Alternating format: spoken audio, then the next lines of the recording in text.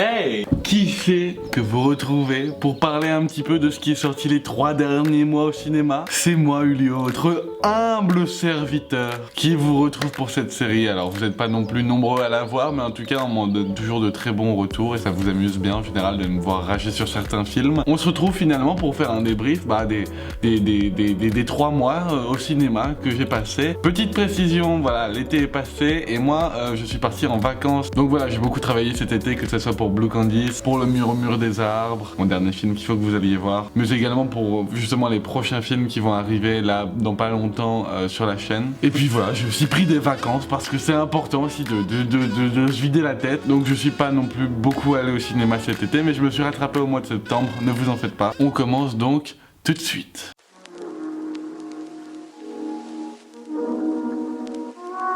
Alors, pour commencer, Spider-Man Far From Home. Donc le dernier film de l'acte, je sais plus combien de la... Enfin non, ils appellent ça des phases, pardon. De la phase, je sais plus combien. 3 de Marvel, c'est ça? 3, oui. À vrai dire, j'étais surpris parce que moi, je pensais vraiment que c'était Avengers 3 qui me fixait un peu la fin. Et je pense que c'était à la fois intéressant comme fin par pur esprit cinématographique, mais en même temps, pour le business, tu comprends bien que... Ils aiment la thune! Donc, en plus, pour bien finir... Quoi de mieux qu'un petit Spider-Man 2 pour du coup le MCU. Donc voilà, après en tant que, je peux pas dire fan, mais en tant qu'une personne qui aime beaucoup l'univers de Spider-Man, voilà, on va pas cracher dessus, Sachant qu'en plus c'est le dernier opus apparemment avec Marvel. Alors j'ai pas trop suivi ce qui s'est passé avec le compromis entre Sony et Marvel, j'ai suivi un peu de loin. En vrai j'ai surtout vu les gens pleurer sur Twitter, ça m'a fait beaucoup rire. Mais donc voilà, je sais pas si du coup va y avoir un arrangement qui va être trouvé ou s'ils vont devoir finir Spider-Man sur ça parce que c'est quand même très décevant. Mais bon, voilà, ça c'est à part. On parle du film. Bah, en vrai, le film, voilà, il n'y a pas grand chose à dire. C'est un film Marvel, qu'est-ce que tu veux dire de plus que, bah, il y a un film Marvel, ils font le taf, quoi. Ce qui est bien, et au niveau des gros points positifs, c'est qu'ils introduisent des personnages du comics qui s'approprient vraiment. Alors, ça a des points positifs et des points négatifs, on y reviendra tout à l'heure, mais ils s'approprient vraiment des personnages dans un univers cinématographique. Ils en font une réelle adaptation, et ça fait du bien aux yeux. De plus, ils adaptent des personnages qui ne sont pas souvent visibles à l'écran dans Spider-Man. En l'occurrence, là, Mysterio. D'ailleurs, je l'ai pas dit encore, mais un point casting pour justement Jake Gyllenhaal. Tu resteras dans nos cœurs. Spider-Man Far From Home, c'est en même temps un film qui conclut la boucle Marvel de ces dernières années, mais aussi c'est un film qui finalement fait grandir quelques personnages. Parce que là où dans Homecoming on n'avait pas du coup le début de l'histoire de Spider-Man avec Oncle Ben, non moi, voilà. Là on a clairement la morale de Spider-Man en plein dans la gueule et dit d'une façon tout autre. Un grand pouvoir implique de grandes responsabilités et ils sont tellement forts que de mémoire je pense pas qu'ils le disent une fois dans le film. Et pourtant ils te le font comprendre, c'est ça le but du film. C'est à la fois comment rester dans l'univers profond de Spider-Man et en même temps prendre une totale liberté d'adaptation avec ce personnage et cet univers. Et ça, ils l'ont parfaitement réussi et c'est très intelligent et très habile de leur part surtout. Dans les quelques points négatifs qu'on peut trouver à Spider-Man Far From Home, la fin est chaotique, voilà, on spoil pas, la fin est amenée n'importe comment, mais bon, on va dire que c'est pour la suite de l'univers et qu'ils vont se rattraper après avec les actes suivants, les films des actes suivants, même si donc Spider-Man ne sera plus là. Le personnage de Mysterio, voilà, a une totale liberté d'adaptation cinématographique et ça c'est bien que Marvel prenne des partis pris comme ça aussi importants. Mais en même temps, il est assez mal écrit mais surtout très mal introduit dans le film. On sait tous que Mysterio est un méchant, voilà, ça c'est pas nouveau, mais de plus, voilà, quitte à le faire devenir méchant, autant lui trouver une vraie raison de devenir méchant. Là pour le coup, tout ce que je vois c'est un Mysterio qui a juste pris un énorme seum à cause de Tony Stark, et vu que Robert Downey Jr., alias Tony Stark, n'est plus payé par Marvel, a fini son contrat, et bah c'est impossible de lui faire retourner des scènes. Donc c'est impossible vraiment de créer une confrontation entre les deux personnages, parce que Tony Stark ne peut plus jouer et intervenir dans Marvel. Donc finalement on laisse un Mysterio qui a, je crois, une scène de flashback dans le film où il dit « Ah, Tony Stark il a vraiment pas été gentil avec moi !» Et finalement c'est un personnage qui est très mal introduit dans le film. Et puis avec tout le respect que j'ai pour Jake Gyllenhaal, Il en fait des caisses, putain. Je suis sûr qu'il adore jouer les méchants et que voilà, tourner dans un film Marvel, ça doit être un vrai délire.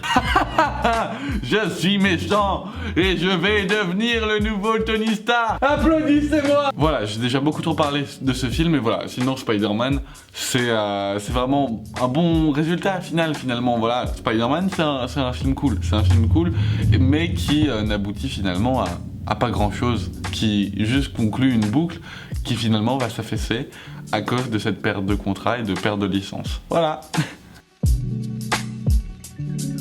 Oh putain, c'est vrai que je vais aller voir ça, moi. Alors, Anna de Mr. Luc Besson, avec donc pareil un gros point de casting, on va pas se le cacher, Cillian Murphy, ça fait toujours du bien. Mais donc en vrai, Anna, tu revois finalement les mêmes films de Besson indéfiniment. Et c'est lassant parce que pour le coup, il a essayé de créer une vraie esthétique visuelle qui marche pas non plus forcément très bien tout le temps. Il y a des scènes qui sont intéressantes, d'autres qui sont juste oubliables. Anna est un film oubliable. Il y a un scénario, voilà, d'une simplicité effarante. Le problème en fait avec ce film, c'est on peut pas appeler ça une Pulp Fiction, mais en fait ils ont choisi de faire un montage à twist, en fait, si vous voulez. Le film vous impose une situation, il y a un moment de twist, vous ne comprenez pas pourquoi, et vous enchaînez sur un flashback qui explique ce moment de twist. Et le film est construit sur ça, ça arrive une fois, ça arrive deux fois, ça arrive trois fois, etc. Et ça arrive vraiment énormément de fois dans le film. Au moins une dizaine de fois, et je vous jure, je force pas. Le problème, c'est que quand tu as compris les mécanismes du film, bah tu t'y attends, tout simplement. Et donc, ça ne marche pas. Tu peux pas non plus le deviner exactement parce que voilà, le scénario est suffisamment complexe pour te donner quelques accroches, mais pas trop. Mais tu t'y attends quand même et ça te nique une part du twist. Voilà, c'est pas très intelligent de faire un film comme ça. Ça se laisse regarder, hein. Ça se laisse regarder. C'est pas un mauvais film, mais c'est pas intéressant, quoi. C'est vraiment pas intéressant. Et donc, pour finir avec ce mois de juillet,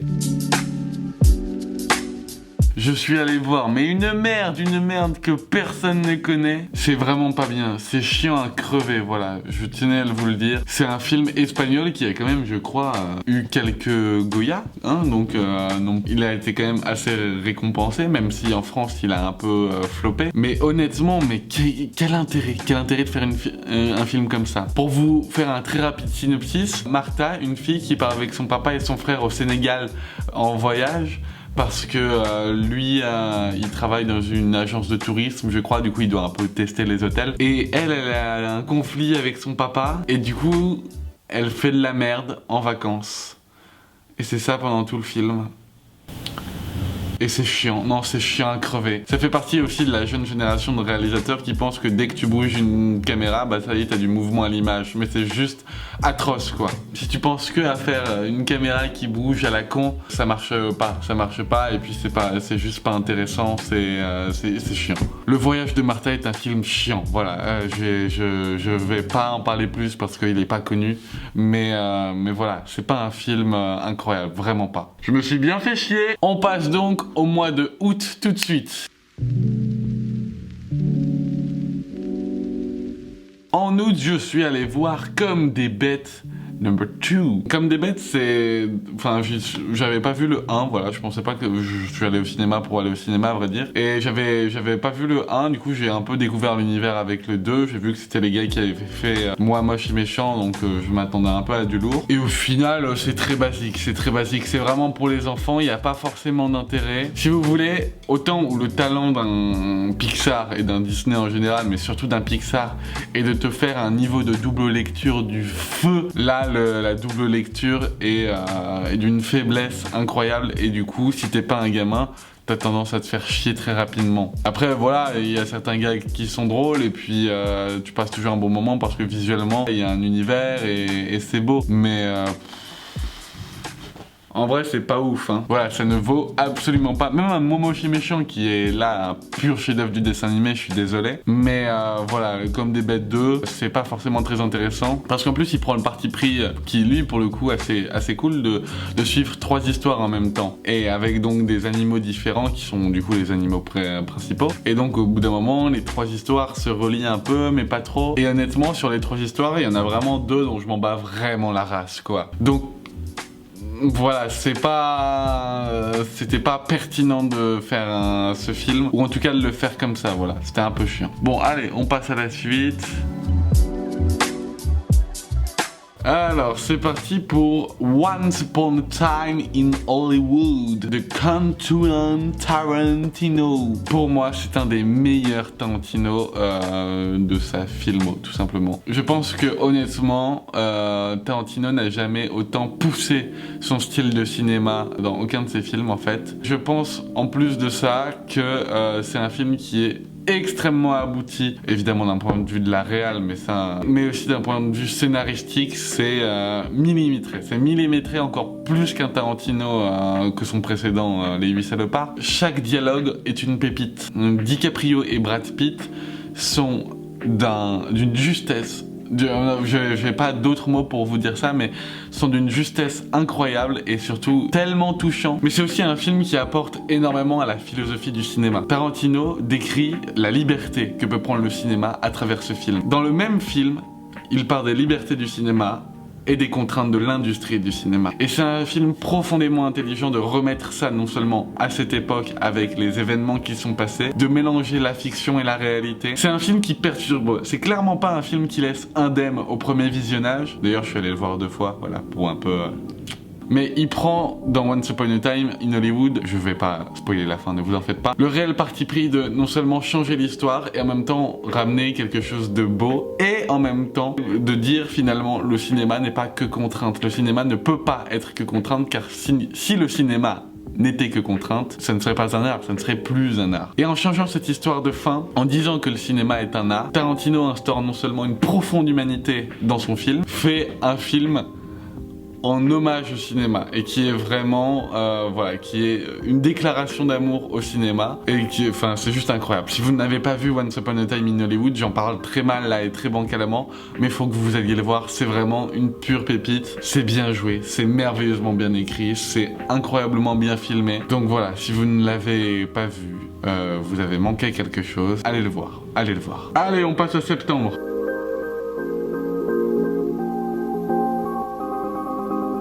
Pour commencer, la vie scolaire de Grand Corps Malade et de Pitié, j'oublie toujours son nom, Mehdi Idir, pardon, excuse-moi. En vrai, c'est une très bonne comédie et en plus d'être une très bonne comédie, c'est habile et c'est bien écrit. C'est pas une comédie de plus qui nous fait comprendre que vous comprenez, les gens qui vivent en cité, c'est dur. Parce que là, en l'occurrence, c'est fait par des gens qui viennent de là et qui ont grandi dans ce milieu-là et qui, voilà, ont une profonde humanité et ont appris finalement de ce milieu-là. Ils comprennent les codes, ils savent comment ça marche et donc, bah, finalement, ça donne une crédibilité incroyable au film. Et puis voilà, c'est juste la bande d'acteurs de Grand Corps Malade, ils sont juste à crever de rire, quoi, parce qu'ils sont à la fois réalistes, touchants et en même temps super drôles. Donc voilà, j'ai rien à dire de plus, mis à part que c'est très, très habile dans la forme, ça cherche à toucher des sujets un peu compliqués à toucher, mais qui sont vraiment cool. Mais voilà, ça en parle bien, c'est divertissant à regarder, c'est sans prise de tête et en même temps ça fait réfléchir. La vie scolaire, c'est vraiment cool. Et puis voilà, quand t'es encore un peu dans ce milieu lycéen, collégien et tout, c'est très agréable à regarder parce que pour le coup, ça décrédibilise vraiment un peu l'envers du décor qui est souvent très sérieux. Donc voilà, allez, on passe à la suite. Alors, 2 mois de Cédric Clapiche. Donc avec pareil une tripotée de bonnes acteurs, top, hop, 1 point casting, c'est parti. Non, honnêtement, 2 mois, c'est vraiment un film très intéressant. C'est du Clapiche, hein, donc c'est très français et très long. Donc faut pas s'attendre à avoir de l'action en ribambelle. Les dialogues sont très longs, des fois il ne se passe rien pendant un bout de temps, voilà. Mais en même temps, je comprends, il y a des gens qui sont allés le voir et qui m'ont dit qu'ils s'étaient fait grave chier. Je comprends qu'on puisse se faire chier devant un film comme ça, parce que honnêtement, si on rentre pas dedans, c'est juste un enfer. En l'occurrence, quand tu rentres dedans, ça passe tout seul, tu te manges tes 2 heures, peut-être 10 de film dans la gueule, et puis tu t'apprécies, quoi, tu gobes. C'est clairement pas le film français du siècle, d'ailleurs le film français du siècle, on va en reparler juste après, mais en tout cas, voilà, c'est un film qui est très intéressant à regarder, qui est habile. J'ai pas grand chose à en dire de plus, parce que tu peux pas dire grand chose de plus. C'est, voilà, c'est un bon film français, bah, c'est du Clapiche, quoi. Clapiche a toujours fait des films français dans leur pure définition. finition quoi. Bon, vu que j'ai rien à en dire, on passe à la suite.